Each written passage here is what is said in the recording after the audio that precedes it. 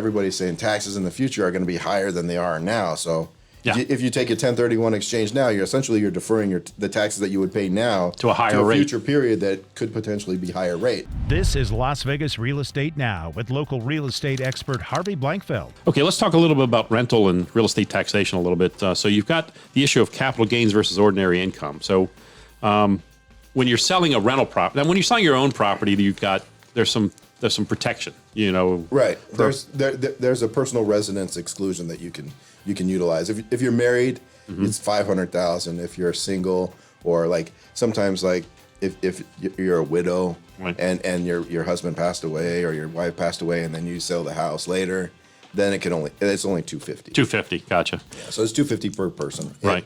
But then when you're selling a rental property, it's different. And a rental property, that exclusion is not applicable to rental properties, right, unless, so there's a carve out. If you've lived in it as your personal primary residence for 2 of the last 5 years, and you sell it, then you can still utilize the exclusion. So if I lived in, say, a house that I rented, and I've rented it out for 2.5, 3 years now, and now I sell it before that 5th year is up, the prior 2 years before the rental period that I lived in, it qualifies for that exclusion, and I can still exclude it. Unless you sold another primary residence within 2 years. Right. You only get one every 2 years, right? Only every 2 years. Right. The gain and loss calculation is a little different if it's a rental property, because if you sell it, then you got to recapture your depreciation and stuff. So it's not the same as if it has only been your personal residence forever. Then on a rental property, when you sell it, there are ways to avoid paying taxes right away with a there's a 1031 exchange. Right.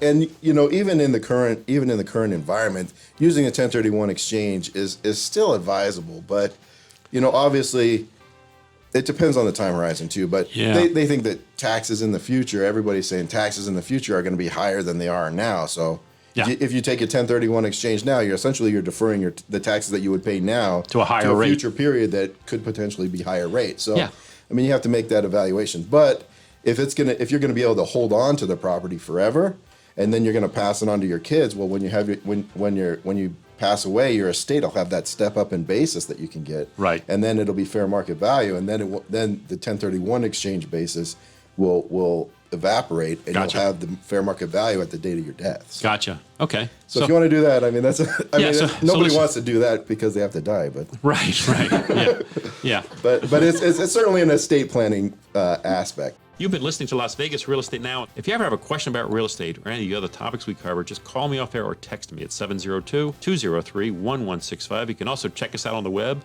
at lvrealestateradio.com or on our handle on social media at LV Real Estate Radio.